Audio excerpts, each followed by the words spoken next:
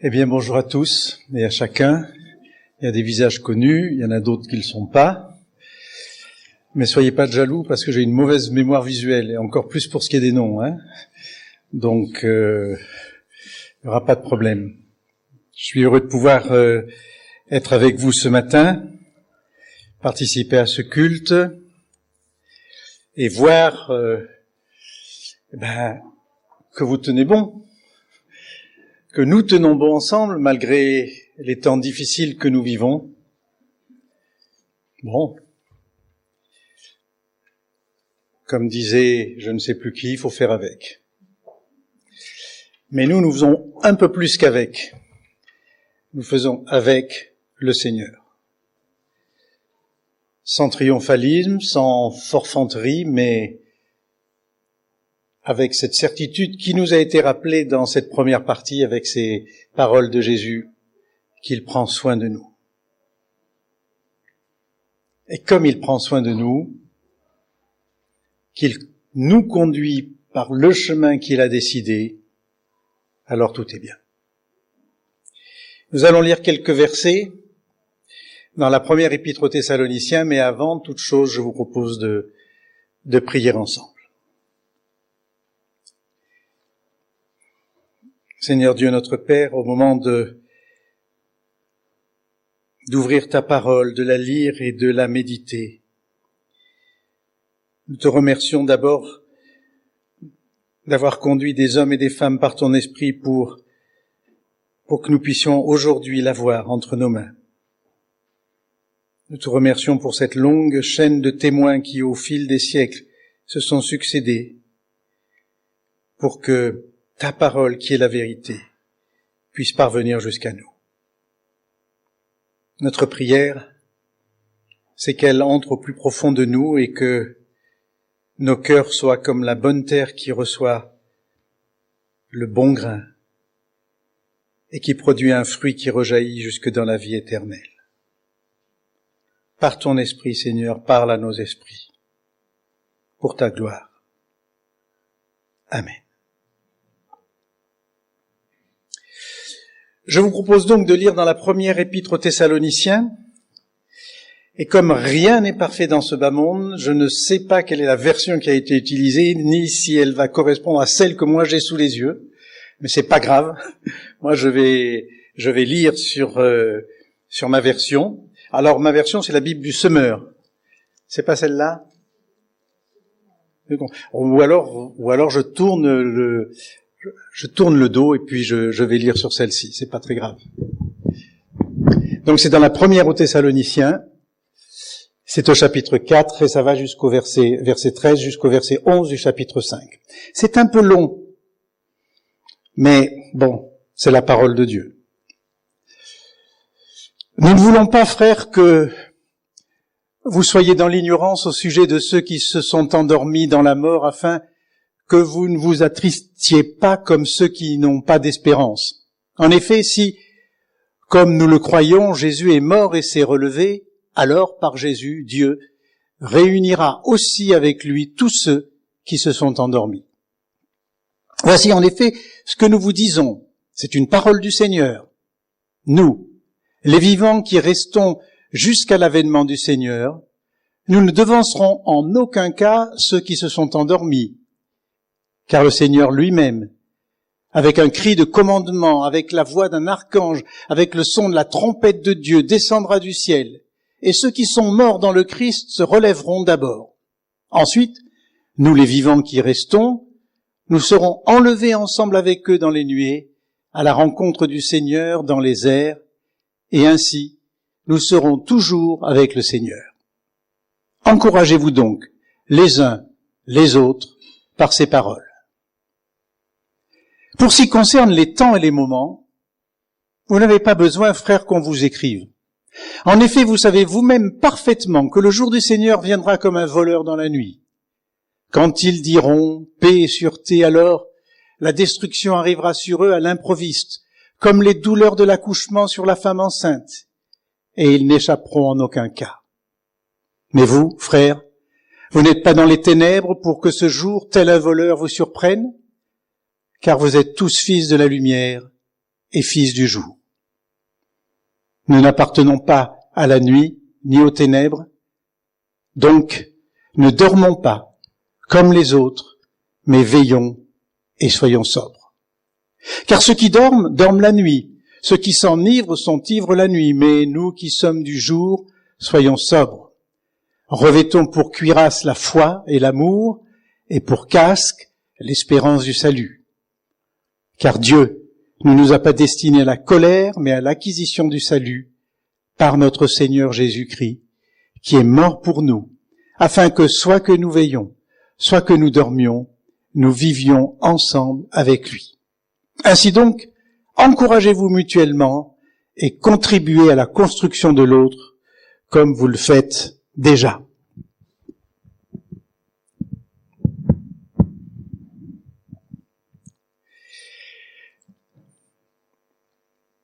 Je me souviens de la quasi première visite que j'ai faite en tant que pasteur. C'était en Charente, et je venais d'arriver, alors je dis ça pour les vieux libristes, dans l'église libre de Rouillac. Et là, on m'avait dit, il faut absolument que vous alliez visiter rapidement Monsieur Naudin. Et derrière ce rapidement, il y avait en filigrane le fait que cet homme était non seulement âgé, mais malade, et que probablement ses jours, comme on le dit familièrement, étaient comptés. Et la personne qui me disait cela a cru bon de m'encourager à aller le visiter en disant « Et puis vous verrez, cet homme connaît bien sa Bible. Vous allez vous régaler. » Je suis donc allé voir Monsieur Naudin. Nous avons parlé, échangé. Et au moment du départ, il m'a dit, avec un air, je n'ose pas dire de complotiste, le mot a mauvaise presse en ce moment, il m'a dit, vous savez, d'après mes calculs, le Seigneur doit revenir en, et puis il a donné une date, dépassée, je vous le dis tout de suite. Alors je l'ai regardé, avec beaucoup d'étonnement, et je lui ai dit, mais Monsieur Naudin, je ne comprends pas. Vous qui connaissez si bien votre Bible, comment pouvez-vous me dire que le Seigneur va revenir en telle année, puisqu'il dit lui-même que nul ne connaît ni le jour ni l'heure? Et là, j'ai vu cet homme prendre un air malicieux et me dire, ni le jour ni l'heure, mais pas l'année.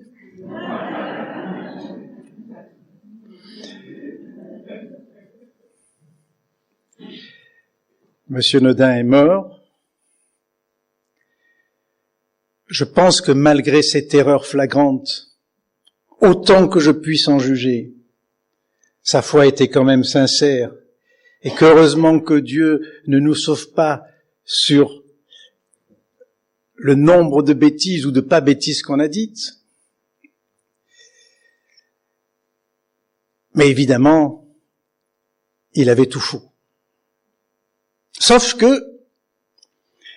qu'il démontrait par cette attitude-là et par cette façon de parler qu'il était préoccupé par la question du retour du Seigneur. Alors je ne sais pas si vous êtes préoccupé par la question de retour du Seigneur. Je ne sais pas si vous faites partie de ces personnes qui scrutent à la fois l'actualité et les textes bibliques et essayent de faire coller les événements. Ceux qui se sont abonnés à telle chaîne YouTube ou tel compte Facebook pour alimenter, pardon de le dire comme ça, et pardon d'en blesser l'un ou l'autre si c'est le cas dans cette assemblée, une sorte de frénésie apocalyptique, cherchant absolument à pouvoir se situer sur l'échelle du temps du Seigneur. Pour ceux qui ont un peu de mémoire et un peu d'âge, vous avez sans doute remarqué que cette question a causé beaucoup de tort dans l'Église. et que ceux qui se sont avancés risquaient à poser des jalons très précis, et qui l'ont publié, et même s'il n'y avait pas Internet, ont quand même fait en sorte que leur idée soit connue et reconnue, ont créé, involontairement probablement, mais quelquefois en faisant des articles de foi intangibles, d'énormes divisions dans le corps de Christ. C'est compliqué de parler de cette chose-là. Il y a eu beaucoup de spéculations, il y a eu beaucoup d'erreurs dites, et beaucoup de divisions. Et cela a amené comme conséquence que dans nos églises, de manière générale, on ne parle pas, ou plus, de cette question. Ce serait intéressant de faire un sondage et de savoir auprès des pasteurs combien de fois ils ont prêché sur ces questions-là, ou auprès des auditoires. Si je ne m'en réfère qu'à ma propre expérience, je pense que même les doigts d'une seule main y suffisent largement. Largement. Et alors, assez paradoxalement, on a laissé, j'allais dire, le terrain, soit à ce qu'on appelle les sectes apocalyptiques, vous voyez de qui je parle, soit, encore plus curieusement, aux non-chrétiens. Parce que ceux qui aujourd'hui parlent le plus, sinon du retour du Seigneur, mais de la fin du monde, mais les deux choses sont liées, ce sont par exemple les écologistes, ou les collapsologues, vous connaissez ce mot? Les théoriciens du grand effondrement. On a en France un exemple relativement connu, qui est un certain Yves Cochet, peut-être que le nom vous parle, un ancien député écologique.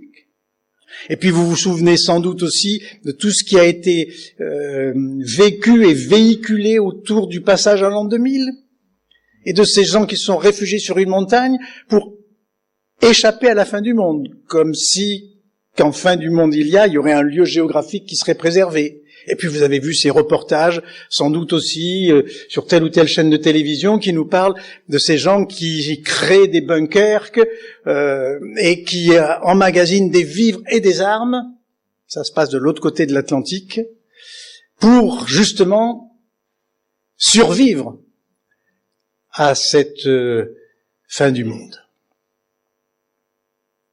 Et pourtant, si on ne prend que le Nouveau Testament, la question du retour du Seigneur, la question de la création de nouveaux cieux et d'une nouvelle terre, bref, la question de ce que les théologiens appellent l'eschatologie, c'est-à-dire la théologie des fins dernières, elle est mentionnée au moins, à quelqu'un se risque à dire un chiffre? 300 fois. 300 fois.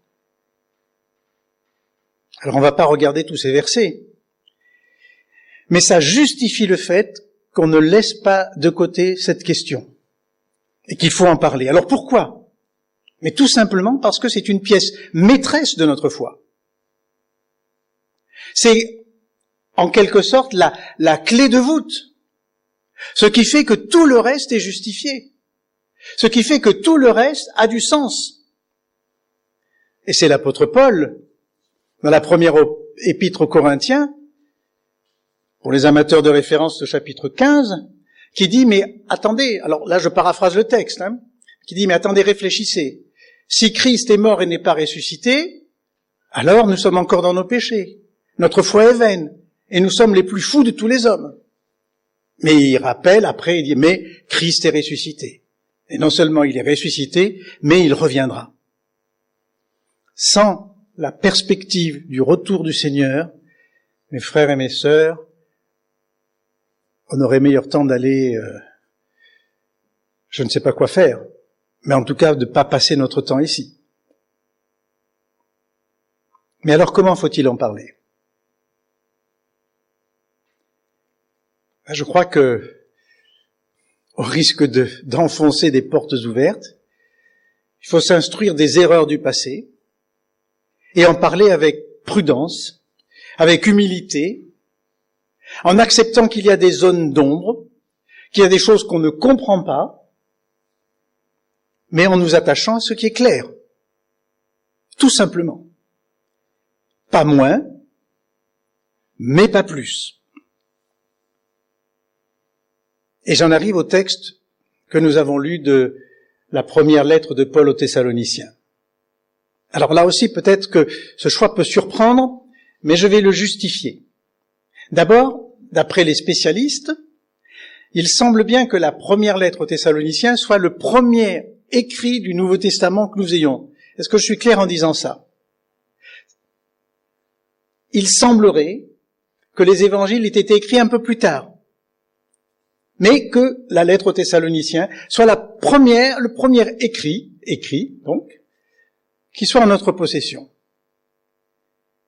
Et donc c'est intéressant de voir comment, dans une jeune église, celle de Thessalonique, créée par l'apôtre Paul, mais qui n'est plus là, puisqu'il leur écrit, comment cette question est abordée.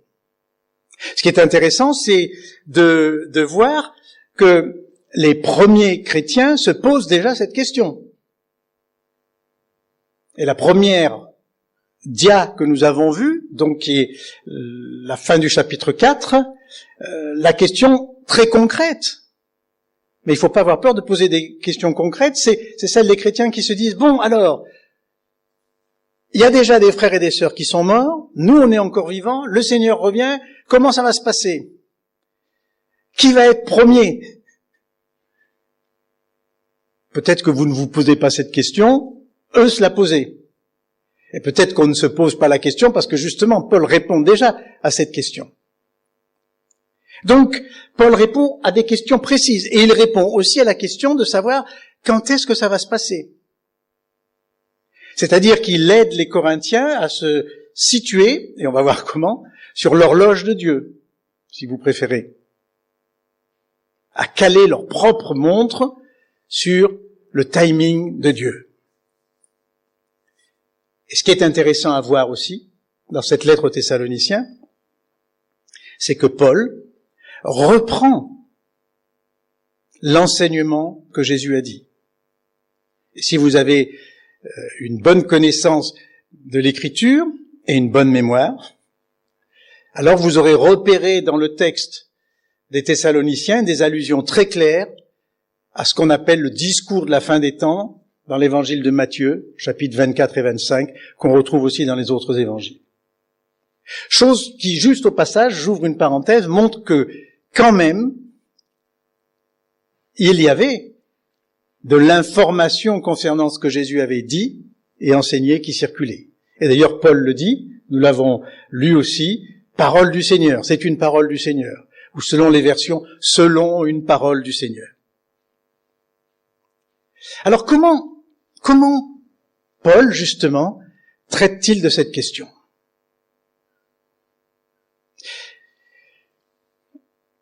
Là aussi, j'ouvre une parenthèse pour dire qu'il est dommage quelquefois que nous ne lisions que un petit bout de texte. Et il est dommage que quand nous faisons l'effort de prendre par exemple un livre et de le lire dans son ensemble, nous soyons dans notre lecture un petit peu aiguillés par les numérotations qu'il y a, les chapitres et les versets. Alors c'est bien utile pour se repérer, mais quelquefois ça nous fait perdre un petit peu la dynamique du texte.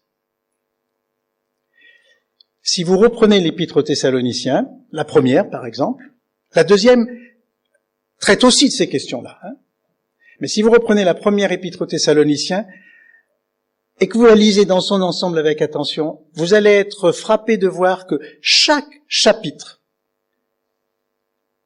se termine pratiquement toujours avec une allusion, c'est plus qu'une allusion, une évocation justement de la question du retour du Seigneur, liée à une exhortation ou un encouragement.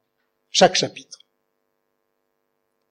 Ce qui nous dit déjà quelque chose, on va y revenir dans quelques instants, de l'intention et de la façon dont Paul traite de cette question auprès de ses lecteurs et répond. Mais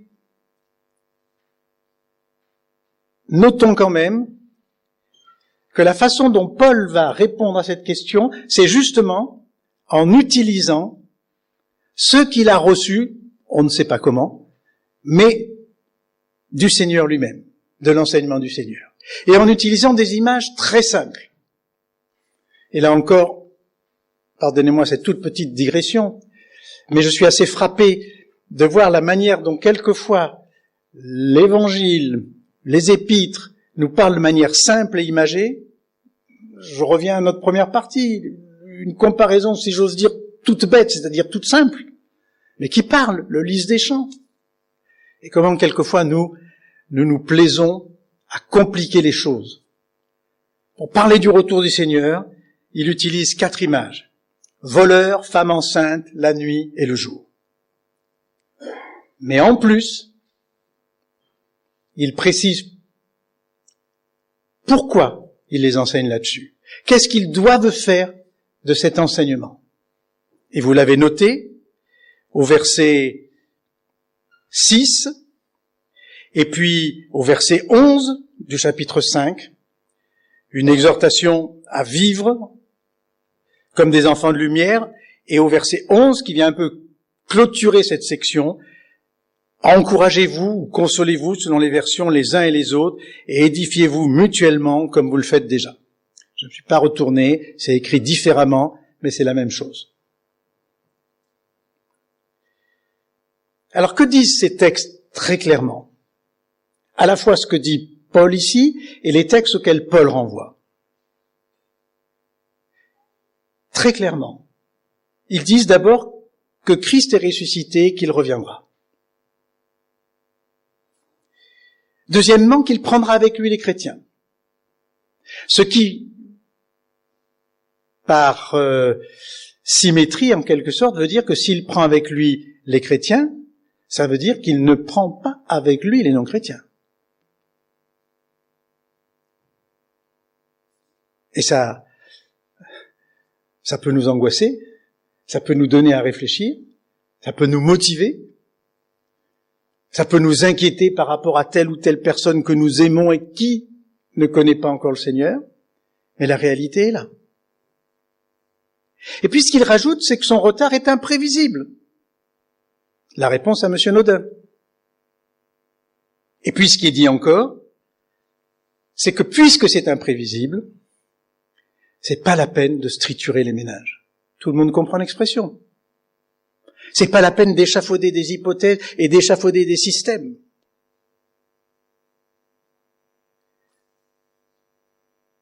On a écrit des dizaines, des centaines de livres sur ces questions-là. Tous ne sont pas d'accord. Et chacun y va de « oui mais ceci, oui mais cela ». Et Paul, à la suite du Seigneur, nous dit, pour ce qui concerne le jour et l'heure, personne ne le sait, même pas le Fils. Alors qui suis-je, moi, pour pouvoir prétendre à quelque chose de ce style-là? Pas la peine de se triturer les méninges, l'important, c'est d'être prêt. Et si je voulais m'arrêter là et retourner m'asseoir, je pourrais résumer mon propos à cet instant précis en disant que tout le sens même des enseignements qui nous sont donnés dans l'Écriture concernant le retour du Seigneur, c'est pour nous inciter à être prêts quand il reviendra. Nous inciter à être vigilants. Alors qu'est-ce que ça va avoir comme conséquence pour nous? Et là, j'élargis un petit peu mon propos. Mais dans la première épître aux Thessaloniciens, un verset que nous n'avons pas lu, mais rappelle que nous sommes dans une position d'attente. D'attente. Si vous attendez, par exemple, dans une salle d'attente, vous savez bien que vous n'allez pas rester pendant trop longtemps assis sur votre chaise, mais qu'il y aura un moment où le médecin ou l'employé de je ne sais trop quel guichet de notre administration vous appellera et que vous quitterez cette chaise pour aller ailleurs. Nous sommes des gens qui sommes dans l'attente. Ça veut dire que, et c'est une autre expression de l'Écriture, nous sommes des étrangers, des voyageurs sur la terre. Que nous sommes, comme le dit Paul aux Philippiens, des citoyens des cieux, et pas de ce monde-là. Qu'en fait, plus exactement, nous avons une double citoyenneté, une double nationalité. Mais que celle qui prévaut quand même, c'est celle du royaume des dieux, du royaume des cieux. Et que donc nous n'avons pas à nous encrouter, que nous n'avons pas à vivre notre vie comme si tout était là, point, mais à regarder déjà en espérance ce qui nous est promis. C'est-à-dire, c'est ce que dit Paul, et nous l'avons lu au verset 6 du chapitre 5, veiller. Alors ça veut dire quoi, veiller? Une lecture naïve, et peut-être que certains l'ont eu à un moment ou à un autre de leur cheminement, c'est de se dire, mais surtout, il faut pas que je dorme si jamais le Seigneur arrive. Je vous ai parlé de Monsieur Nodin, je pourrais vous parler d'un étudiant qui dormait toujours quasiment habillé avec ses chaussures aux pieds au cas où le Seigneur arriverait pendant la nuit. Non. En tout cas, si on parle de veille, c'est qu'il y a le contraire, c'est-à-dire possibilité de s'endormir. C'est-à-dire, c'est quoi s'endormir? Moi, il me semble que s'endormir, c'est peut-être une manière de dire que nous perdons de vue notre objectif. C'est quoi le sens de ma vie? Alors je sais bien qu'on n'aime pas trop se poser ces questions dites existentielles ou métaphysiques et tout, mais c'est quand même important. Est-ce que le sens de ma vie, c'est juste de reproduire je ne sais trop quelle situation? Est-ce que le sens de ma vie, c'est juste de... Eh ben voilà, je prends un métier, je travaille, je me marie, je construis ma maison, j'ai des enfants, enfin pas forcément dans cet ordre d'ailleurs, hein. Et puis voilà, et puis j'attends la retraite, et puis après je vais à la pêche. Et puis un jour, eh ben, je meurs. C'est ça la vie. S'endormir, c'est d'oublier que nous avons été créés pour Dieu. Que nous avons été créés pour aller vers lui. Que nous avons été créés pour être, d'une certaine façon, à notre mesure, là où nous sommes, comme nous sommes, les porte-paroles de Dieu, les ambassadeurs de Dieu. S'endormir, c'est peut-être aussi ce que l'Apocalypse décrit comme étant la perte du premier amour. Pas la peine de faire de longs discours, on sait ce que c'est que perdre le premier amour. Mesdames et messieurs, vous les gens mariés, ou qui l'ont été, on sait ce que c'est. Et puis, ça peut se traduire par l'espèce de compromission que nous favorisons, ou que nous acceptons, ou que peut-être nous subissons dans notre vie, dans notre existence. Le discours ambiant dans lequel nous sommes n'aime pas les personnes radicales. Et je me demande si les chrétiens que nous sommes, je veux bien m'inclure là-dedans, n'avons pas un peu trop facilement oublié que notre Seigneur était un radical. Que votre oui soit oui, que votre non soit non. Il y a quelques jours, je me trouvais en face de quelqu'un qui m'a dit « Et alors, à ton avis ?» Alors, je vous laisse de côté la question. Et cette personne a rajouté « Et je veux que tu me dises oui ou non. » Pas simple, dans certains cas.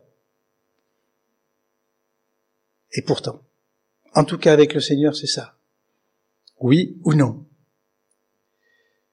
Et puis s'endormir, c'est peut-être aussi le fruit du découragement, de la tristesse.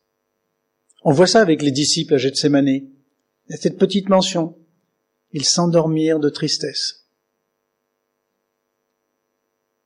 Peut-être que je suis découragé, que vous l'êtes. Parce que les choses ne vont pas dans le sens où vous voudriez qu'elles aillent. Dans votre vie, dans la vie de l'Église, que sais-je? Comme les disciples d'Emmaüs, souvenez-vous, qui tournent le dos à Jérusalem, qui tournent le dos à la communauté des autres disciples. Et quand Jésus les rejoint et leur demande ce qui se passe, il leur dit, nous espérions que Jésus ferait ceci, cela.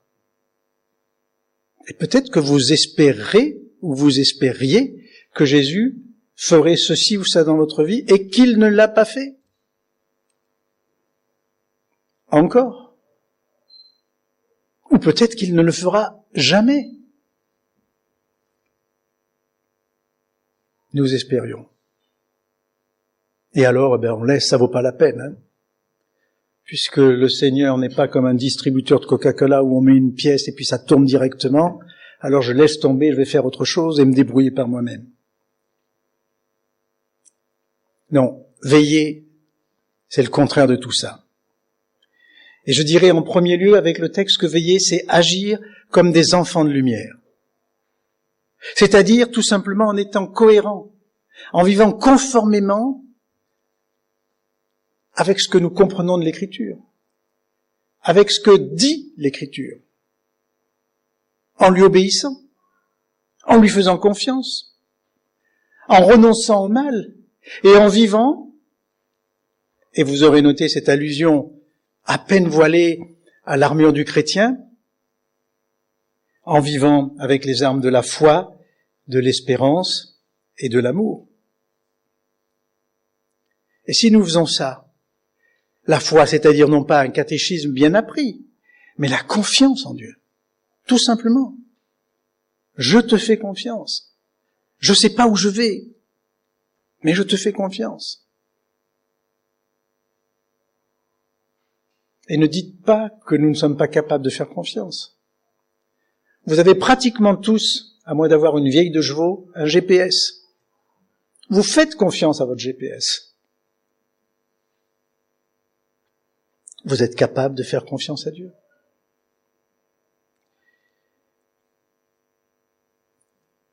Confiance à Dieu en se souvenant de quoi?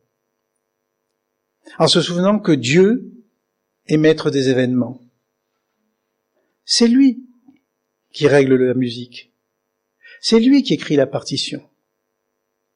Lui et personne d'autre. Et puisque Dieu est au contrôle, alors ne pensons pas que le chaos signifie que Dieu, justement, n'est pas au contrôle. Dans l'évangile de Marc, dans un des textes parallèles des versets que j'ai évoqués de Matthieu, Jésus dit, en évoquant plein de catastrophes et de cataclysmes, dit, il faut que ces choses arrivent. Il faut que ces choses arrivent. Donc se souvenir de cela. Et donc rester calme, tout simplement. On dit cool. À une époque on dit zen.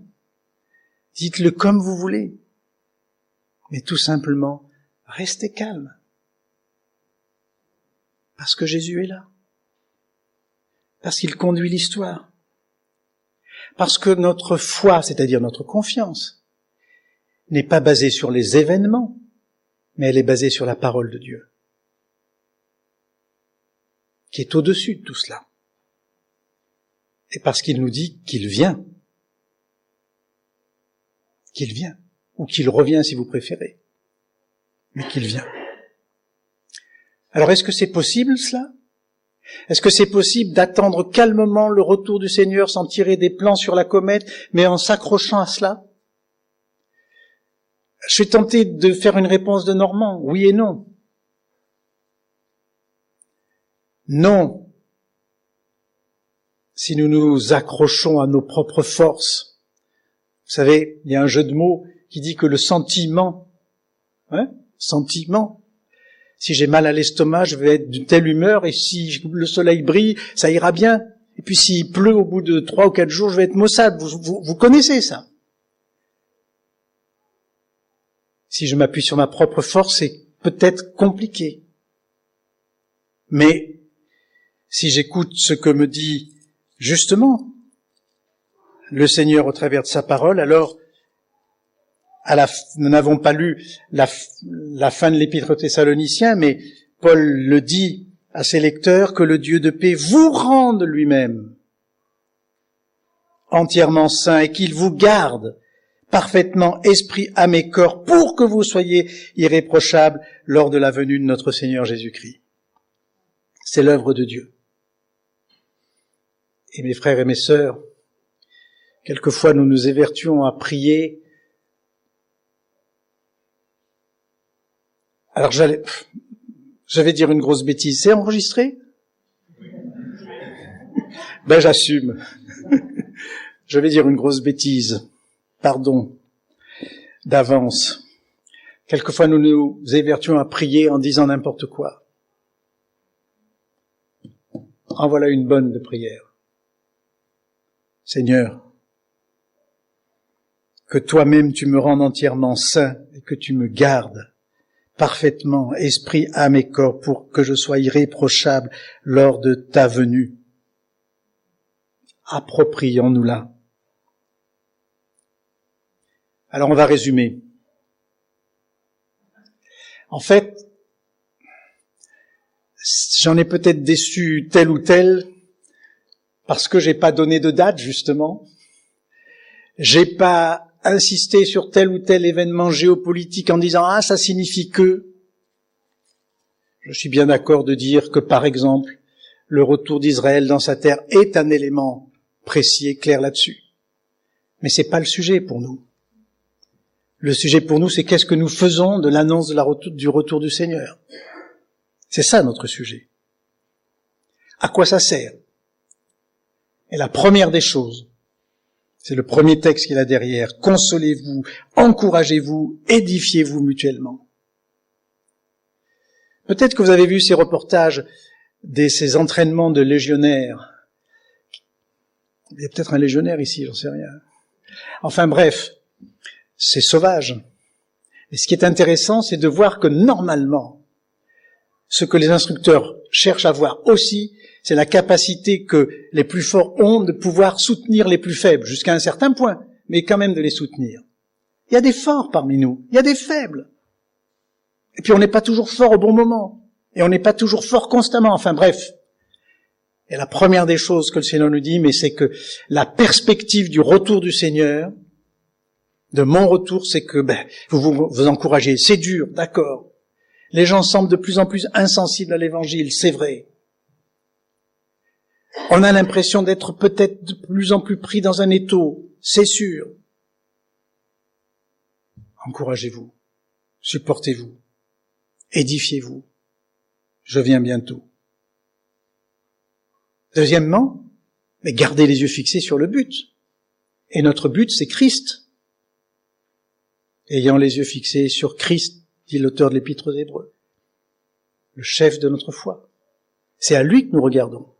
C'est pas aux événements, c'est à lui. C'est pas aux circonstances, c'est à lui. Alors c'est pas la méthode Coué. C'est pas faire l'autruche. C'est juste savoir que le maître des circonstances est donc le maître de ma vie. Le maître de mon histoire et le maître de l'histoire. C'est lui et pas moi. Et puis, ce que dit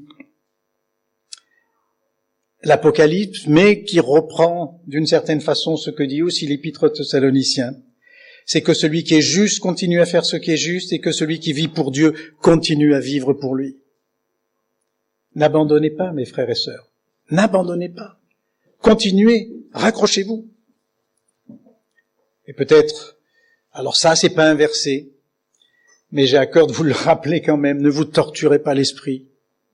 Et peut-être même fuyez ce genre de discours et de lecture pour savoir si le fait que monsieur machin ait dit ceci ou que telle chose se soit passée, ça doit correspondre à tel ou tel verset. Non. Perte de temps et perte d'énergie. Bien sûr que les temps sont difficiles.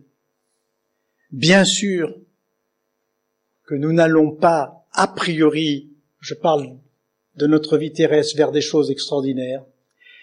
Mais, comme me le disait aussi, alors c'était un autre vieux monsieur. Il me disait alors qu'il allait partir de sa maison pour entrer à la maison de retraite, et alors que je l'interrogeais sur savoir comment il ressentait ça, et quand même, un certain arrachement, et puis, vieillir c'est pas marrant. Il a dit oui, mais vous savez, le meilleur est devant moi. Le meilleur est devant moi.